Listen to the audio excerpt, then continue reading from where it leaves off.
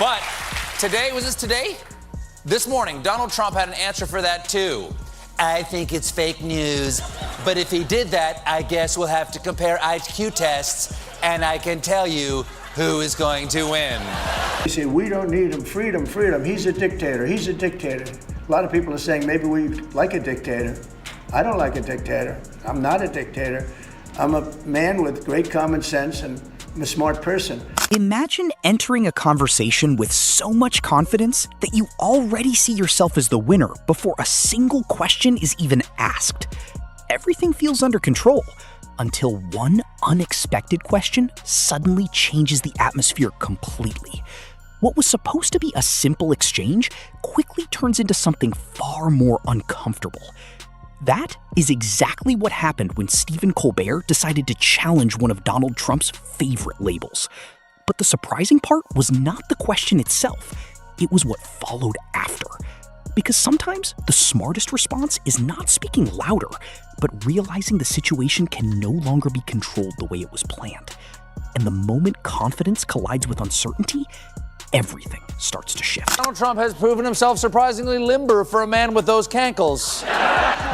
Because in just the last 24 hours alone, he's achieved 2 new lows. First, you know how Donald Trump has always sued every... Before we go any further, make sure you hit that like button and subscribe, because this story only gets more interesting from here.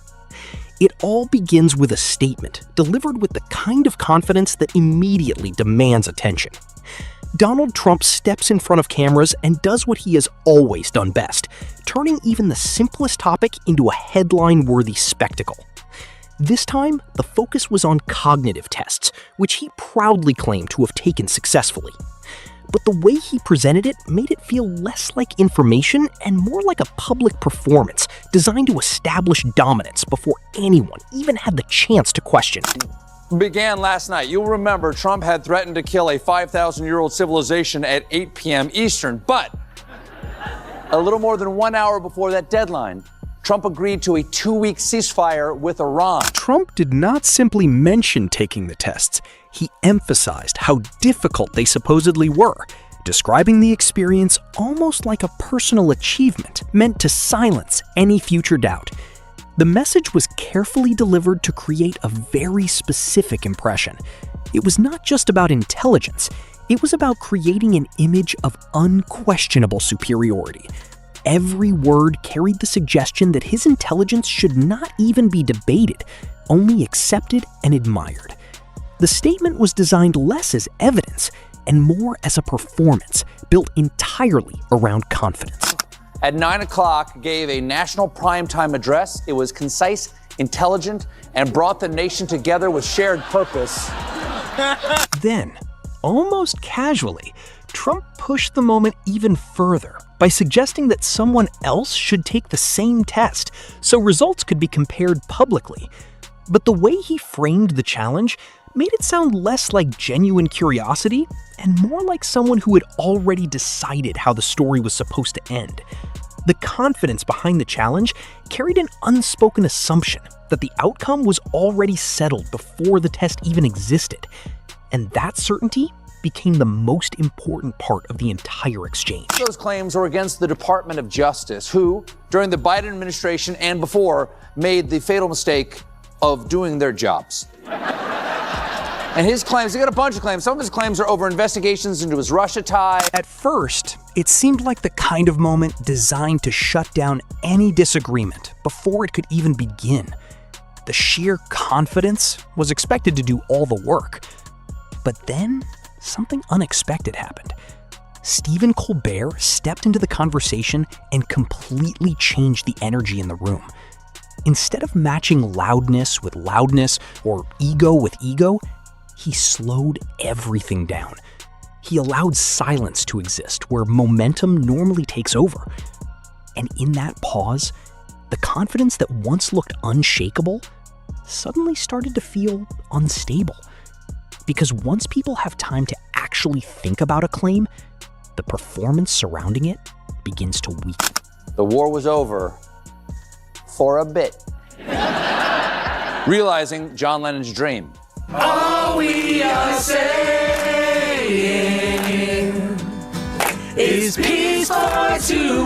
Trump's style has always depended on momentum. He repeats ideas with such certainty that repetition itself begins to sound like proof. Phrases become slogans, and slogans slowly transform into accepted truths simply because they are heard again and again. The label very stable genius was never really meant to be debated. It was meant to be repeated until people stopped questioning it entirely. But Colbert immediately recognized that the conversation was never truly about intelligence. It was about control over the narrative and the ability to define reality before anyone else could challenge it. Of hundreds of classified documents from Mar-a-Lago's highly secure guest bathroom. Okay, he didn't like that. He got really mad, so okay. Now, of course, after he became president, all the cases against... Instead of accepting the challenge on Trump's terms, Colbert shifted the conversation in a completely different direction. He introduced a question that sounded simple at first, but carried far more weight than anyone expected. The real issue was no longer whether Trump could take a test or even score well on it. The deeper question became whether he could accept a result that he did not control. And suddenly, the conversation transformed into something much more uncomfortable. Because confidence is easy when you are also the person deciding what success looks like. Trump gave his speech tonight on the first night of Passover. So whether you're Jewish or not, I recommend having had 4 glasses of wine. It is easy to celebrate a result when it supports the image you already want people to believe. Anyone can accept praise that confirms their narrative. But the real challenge begins when the outcome does the opposite. That is where the entire image of genius started to feel less like a fact and more like a carefully protected brand. Colbert never attacked the idea directly. Instead, he simply allowed the audience enough time to recognize the pattern themselves. And once people noticed that the conversation was more about protecting an image than discovering truth, the laughter in the room changed completely. What's the deal on social media? Calling it a double-sided ceasefire. Okay, that is cool, but aren't all peace deals double-sided? I believe there's a word for a single-sided ceasefire, and it's murder. People were no longer laughing because of a simple joke. They were reacting to something much deeper. The exchange suddenly became about the need to constantly appear intelligent rather than simply being intelligent. Real intelligence rarely needs constant reminders or public declarations. It reveals itself naturally through judgment, adaptability, patience, and the ability to learn from mistakes. It does not rely on repetition to survive. And in that moment, the idea of an IQ test itself started to feel strangely unimportant compared to the behavior unfolding in real time. His money don't make him put his rings on. Specifically, Trump wants the DOJ to pay him $230 million. Because the real test was happening right there in front of everyone. Every possible reaction from Trump carried its own meaning. Dismissing the question could look like avoidance. Mocking it could look defensive. Declaring victory no matter the outcome would only reinforce the idea that the result itself never truly mattered. What originally began as a confident challenge slowly turned into something entirely different. A moment where the audience started examining not just the claim, but the reason behind the claim. And once that shift happens, it becomes impossible to ignore.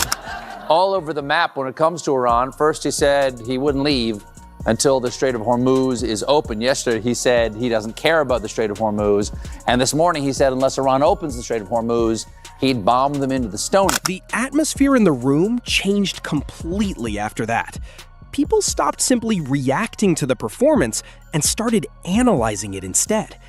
By the end of the exchange, the IQ test itself felt almost irrelevant. What truly mattered was the reaction under pressure. The real story was written in the small moments of defensiveness, in the sudden pivots, and in the tension that appeared whenever control seemed to slip away. The audience was no longer focused on who won the argument. They were focused on what the reactions revealed beneath the surface. Explained that he agreed to the ceasefire because, quote, "We have already met and exceeded all military objectives." It's true. This war reached all of its objectives. It's been weeks since anyone mentioned the Epstein. That is why the clip spread so quickly across the internet.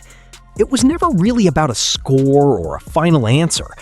People connected with it because it highlighted the difference between projecting intelligence and genuinely embodying it. In a world where confidence is often mistaken for competence, that distinction becomes incredibly important. Anyone can claim greatness when the situation is comfortable and controlled. The harder challenge is proving it in moments where the outcome is uncertain and the spotlight no longer feels safe. Trump reversed some Obama-era rules by signing a bill allowing schools to offer whole and 2%. And this is great news for the many Americans who have been demanding this change. And once people noticed that difference, the entire conversation surrounding the moment changed. What made the exchange so powerful was not that it exposed something completely new about Trump, but that it confirmed suspicions many people already carried quietly in the back of their minds. The performance only works as long as the stage remains fully controlled. The second uncertainty enters the picture, even slightly, the rhythm changes. And once the rhythm changes, people begin paying attention in a completely different way. And this Saturday's dinner will be historic because this, for the first time as president, Donald Trump is attending, and reportedly, in his remarks, he's planning to attack the press and target publications. Trump's communication style has always depended on speed and momentum.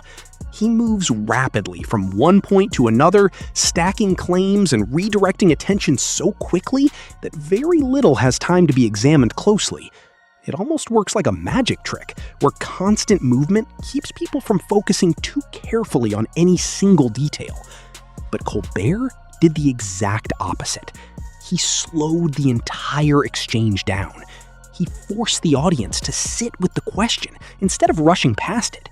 And in that silence, the performance became far easier to examine. And is just part of his plan, according to an unnamed member of his administration who said, "This isn't 3D chess, it's 12-dimensional. He contradicts himself regularly so nobody knows what he's thinking." That subtle shift changed everything. Suddenly, people were no longer asking whether Trump was right or wrong. They started asking something much deeper. Why was proving intelligence so important in the first place? Why did the claim need to be repeated publicly and defended so aggressively? Ironically, the louder the claim became, the more scrutiny it attracted. The stronger the insistence grew, the more people felt compelled to examine it carefully. And eventually, the effort to prove intelligence started overshadowing the actual demonstration of it. Today's signing, Trump made it clear that when it comes to milk, just like his skull, he's 100% full fat. With this legislation, schools will finally be able to expand their offerings to include nutritious whole milk. What makes this moment so interesting is that it extends far beyond politics. It reflects something people recognize in everyday life as well. The person constantly reminding everyone how smart they are often creates the very doubts they are trying to avoid. Real confidence tends to move differently. It does not constantly demand recognition or attention. It shows itself naturally through consistency, decision-making, and the ability to handle pressure without losing control. And most importantly, it reveals itself through how someone reacts when challenged unexpectedly. All you reporters are enemies of the people. I hate you all. And if you call me, I will pick up every time. At the center of the entire exchange was one simple but devastating question. Can someone truly accept a result they cannot control? The more people thought about that question, the deeper it seemed to become. Suddenly, the audience was not just watching one isolated moment anymore. they were connecting it to a larger pattern where victories are fully embraced while failures are dismissed, redirected, or blamed on something else entirely. Once people recognized that pattern, it became impossible to stop seeing. Definition, whole milk, and it's whole with a W for those of you that have a problem. Yes. Yes. Very important. That is why the moment resonated far beyond a discussion about IQ tests. It became a conversation about accountability, influence, and the relationship between confidence and truth. Can leadership exist without constant validation? Can someone remain confident even when situations become uncomfortable or unpredictable? What started as a bold public challenge slowly transformed into an unintended reveal. The attempt to dominate the conversation ultimately created an opportunity for the audience to examine the person making the claim instead. It is, after he rips the press corps a new one, Trump is going to immediately leave, so he will miss the annual presentation of the press awards. I'm not going to understand why he's going to dip, because one of these awards, and this is true. What made the exchange so effective was its simplicity.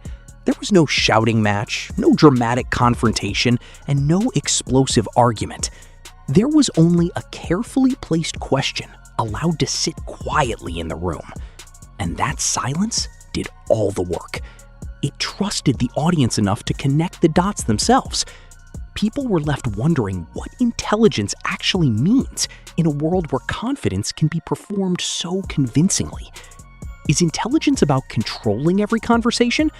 Or is it something quieter that only reveals itself during moments of uncertainty? That distinction, okay, to avoid copyright infringement, because whole milk, without the W, pretty sure is the plot of Heated Rivalry. That is exactly why people kept replaying the clip, sharing it online, and discussing it long after it ended.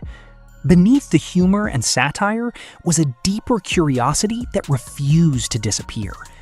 Once that curiosity takes hold, every bold statement starts inviting a second look. Every confident claim begins raising silent questions. And every attempt to control the narrative becomes an opportunity to see what happens when that control is challenged. That became the true legacy of the moment. Not the joke itself, not the exchange alone, but the shift in perspective that followed afterward. And once you notice that shift, you start seeing it everywhere.